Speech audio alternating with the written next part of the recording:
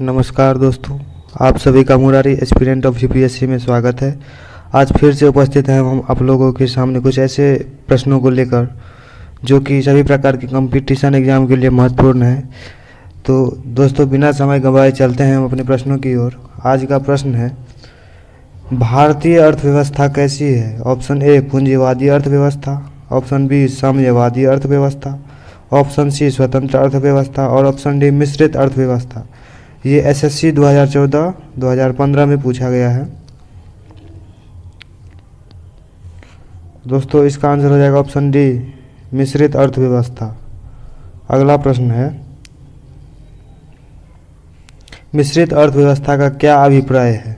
Option A अर्थव्यवस्था में कृषि और उद्योग दोनों को बढ़ावा देना, ऑप्शन बी सरकारी एवं निजी क्षेत्र का सह अस्तित्व, ऑप्शन सी अमीर एवं गरीब का सह अस्तित्व और ऑप्शन डी छोटे और बड़े उद्योगों का सह अस्तित्व।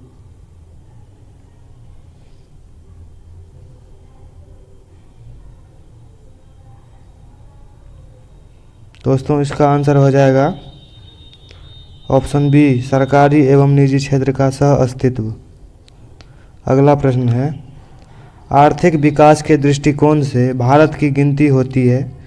ऑप्शन ए पिछड़े राष्ट्र के रूप में, ऑप्शन बी विकसित राष्ट्र के रूप में, ऑप्शन सी विकासशील राष्ट्र के रूप में और ऑप्शन डी अर्ध विकसित राष्ट्र के रूप में।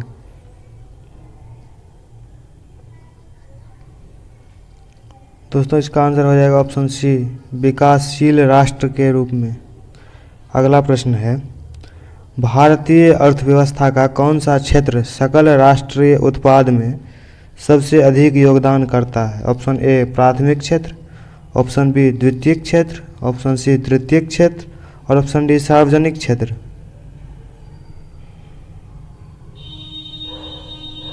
दोस्तों, इसका आंसर हो जाएगा ऑप्शन सी तृतीयक क्षेत्र। अगला प्रश्न है, बंद अर्थव्यवस्था क्लोज इकोनॉमी वह अर्थव्यवस्था है जिसमें ऑप्शन ए मुद्रापूर्ति पूर्णतः नियंत्रित होती है, ऑप्शन बी घाटे की वित्त व्यवस्था होती है, ऑप्शन सी केवल निर्यात होता है और ऑप्शन डी न तो निर्यात न ही आयात होता है। ये यूपीएससी 2011 में पूछा गया है। दोस्तों, इसका आंसर हो जाएगा ऑप्शन डी न तो निर्यात और न ही आयात होता है। अगला प्रश्न है, ऐसी अर्थव्यवस्था को क्या कहते हैं जिसका शेष विश्व से कोई संबंध नहीं होता है? ऑप्शन ए समाजवादी अर्थव्यवस्था, ऑप्शन बी समवृत्त या बंद अर्थव्यवस्था, ऑप्शन सी मुक्त अर्थव्यवस्था और ऑप्शन डी मिश्रित अर्थव्यवस्था। यह क्वेश्चन भी एसएससी 2014 में पूछा गया है। दोस्तों, इसका आंसर हो जाएगा ऑप्शन बी समवृत्त या बंद अर्थव्यवस्था। अगला प्रश्न है, यह सत्य होगा कि भारत को परिभाषित किया जाए? ऑप्शन ए एक खाद्य की कमी वाली अर्थव्यवस्था के रूप में, ऑप्शन बी एक श्रम आधिक्य वाली अर्थव्यवस्था के रूप में, ऑप्शन सी एक व्यापार आधिक्य वाली अर्थव्यवस्था के रूप में और ऑप्शन डी एक पूंजी आधिक्य वाली अर्थव्यवस्था के रूप में। यह प्रश्न बीपीएससी 2008 में पूछा गया है।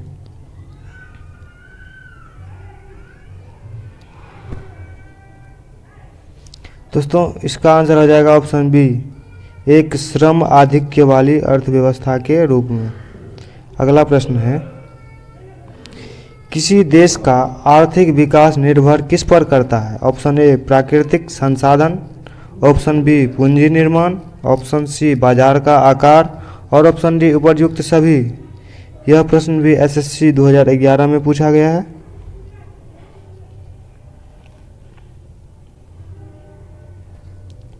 दोस्तों, इसका आंसर हो जाएगा ऑप्शन डी उपर्युक्त सभी। अगला प्रश्न है, वैश्वीकरण ग्लोबलाइजेशन का अर्थ है? ऑप्शन ए अर्थव्यवस्था का एकीकरण, ऑप्शन बी वित्तीय बाजार का एकीकरण, ऑप्शन सी घरेलू अर्थव्यवस्था का वैश्विक अर्थव्यवस्था के साथ एकीकरण, ऑप्शन डी अर्थव्यवस्था के विभिन्न खंडों का एकीकरण। यह प्रश्न भी एसएससी 2011 में पूछा गया है।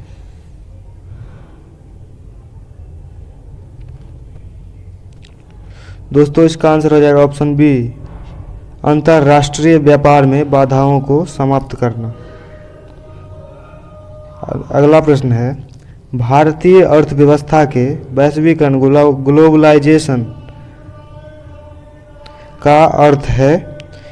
ऑप्शन ए बाह्य ऋण का बढ़ावा देना। ऑप्शन बी भारतीय व्यापारिक इकाइयों को विदेशों में स्थापित करना। ऑप्शन सी दूसरे देशों के साथ आर्थिक संबंधों पर लगे प्रतिबंध को यथासंभव कम करना। और ऑप्शन डी आयात प्रतिस्थापन के कार्यक्रमों को त्याग देना। दोस्तों इसका आंसर हो जाएगा ऑप्शन सी दूसरे देशों के साथ आर्थिक संबंधों पर लगे प्रतिबंधों को यथासंभव कम से कम करना। अगला प्रश्न है, भारत की कुल श्रम शक्ति का लगभग कितना भाग कृषि से लगा हुआ है।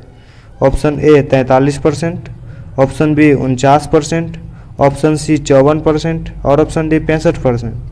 दोस्तों इसका आंसर आप लोगों को कमेंट करके बताना है। और ये मेरा वीडियो आप लोगों को अच्छा लगा हो तो वीडियो को लाइक कीजिए, शेयर कीजिए अपने दोस्तों के साथ और सब्सक्राइब करके बेल आइकन के घंटी को बटन को ज़रूर दबाएं, जिससे कि हमारे अगली वीडियो की नोटिफिकेशन आप तक सबसे पहले पहुंचे। और इस वीडियो में क्या कमी है ये कमेंट करके ज़रूर बताएं, जिससे कि हम अगली वीडियो में इसकी सुधार कर सके। Thank you.